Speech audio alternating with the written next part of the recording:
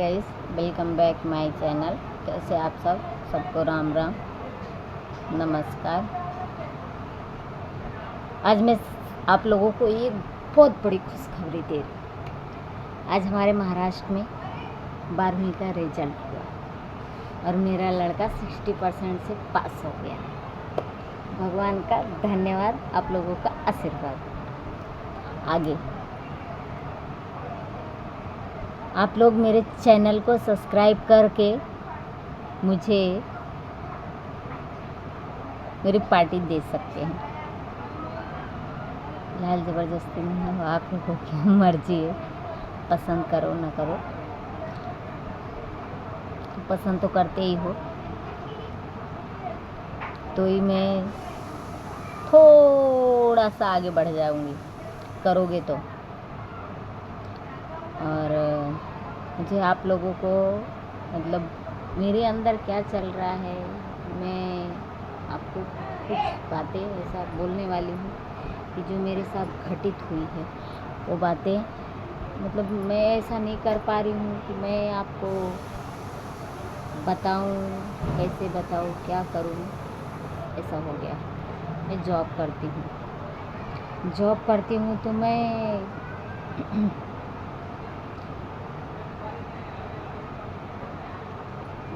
जहाँ पढ़ती हूँ ना, वहाँ एक औरत है, उसका नाम संजू श्रीवास्तव है।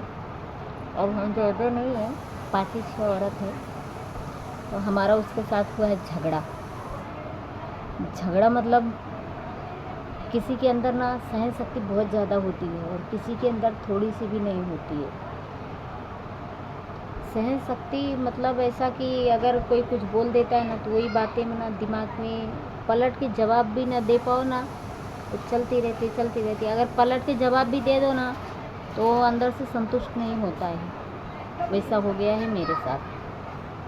मैं जवाब नहीं दे पाई, क्योंकि जैसे जैसे वर्ड इंसान यूज करते हैं तो हर इंसान के बस की बात नहीं होती है कि हम वो वर्ड हर इंसान को यूज करके बता सके, बोल सके। तो उसने कुछ ऐसा वर्ड यूज किया कि हम आपसे बता ही नहीं सकते कि उसने क्या बोला, बता नहीं सकते। जाने दो, ये तो झगड़ा लड़ाई है, होता रहता है।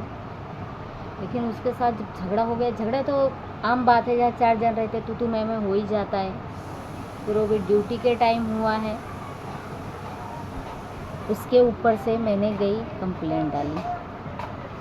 कंप्लेंट डालने के बाद भी एक्शन नहीं लिए तो आज मैं सुबह रिज़ाइन लेटर लिखी और लेके ऑफिस में गई। एक्सेप्ट नहीं किए, रिटर्न कर दिए। रिटर्न नहीं किया, सही पूछे तो मैं दी नहीं, क्योंकि मुझे वापस कर दिया गया, वहाँ से वापस कर दिया गया, ये बोल के कि मैंने साथ में उसमें 2 कारण लिखे थे कि झगड़ा हुआ है, ऐसी बात है, इसके लिए मैं नहीं जा रही हूँ। तो ऑफिस के गेट तक ही गई, वहाँ पे खड़े थे हमारे आगे के यूनियन, कुछ काम से आए होंगे, वहाँ पे वो थे। तो वो बोले, देखो हम किसी की वजह से अपनी लाइफ बर्बाद नहीं कर सकते। ये दुनिया है, दुनिया को बोलती रहती है, क्या करेंगे। यहाँ तो इंसान भगवान को भी गाली देता है, यहाँ इंसान हमारे सरकार को भी गाली दे रहा है, वो ऐसा कर रहा है। तो उनकी वजह से अपना करियर को चौपट मत करो, आगे बढ़ो और हिम्मत रखो, काम करो। मेरे से इतनी झगड़ा नहीं हुई है, 1-2 टंट है जो उसने ऐसा बोल दिया। देखो, एक ऐसा है, अमीर और गरीब कई तरीके के लोग होते। अभी हमारे हस्बैंड कमा रहे थे, वो अकेले थे। मुझे 2016 में जब भी नौकरी लगी, इतनी बड़ी भी जॉब नहीं है, अभी मैं आपको नहीं बता सकती, मैं आपको आगे बताएगी।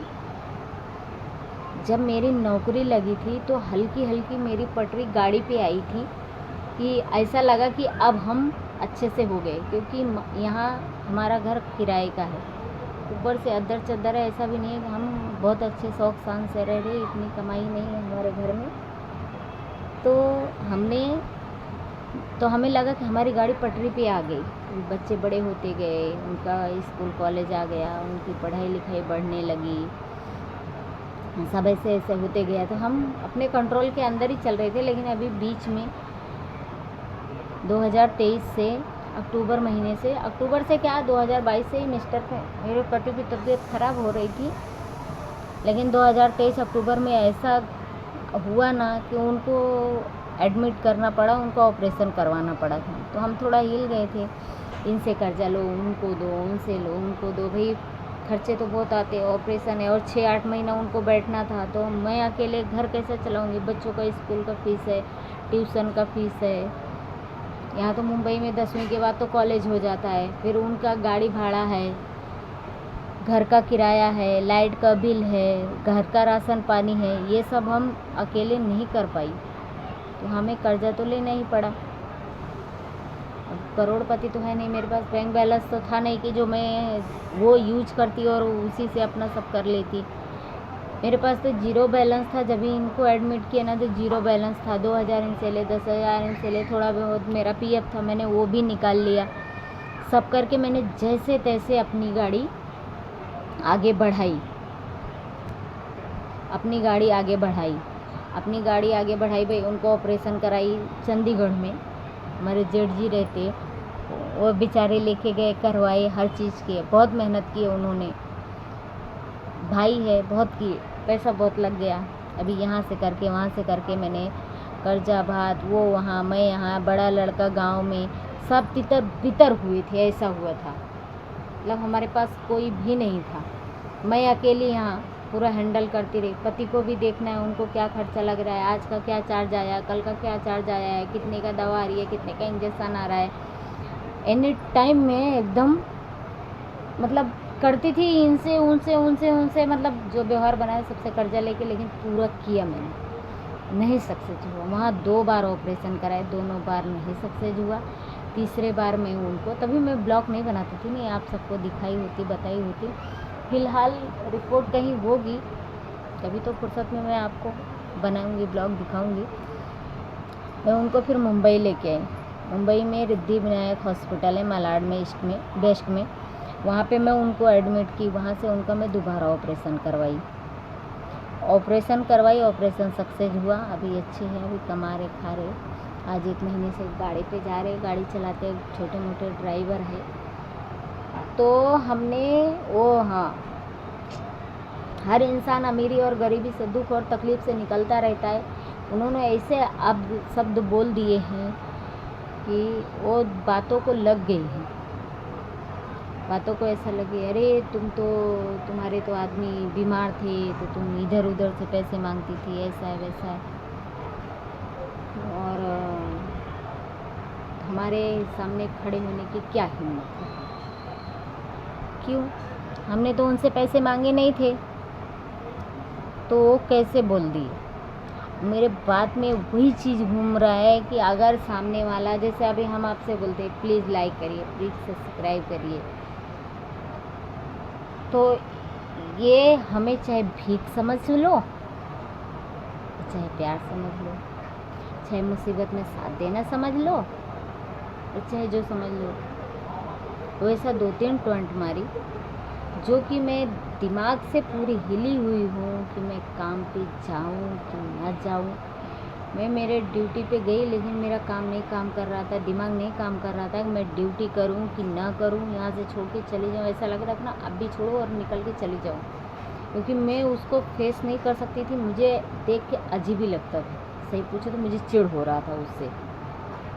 फिर मुझे सबने समझाया कि चिढ़ मत, जाने दे, तू अपना दूसरे जगह पे अपने कुर्सी पे जाके बैठ जाओ, उसको उसके जगह पे रहने दे।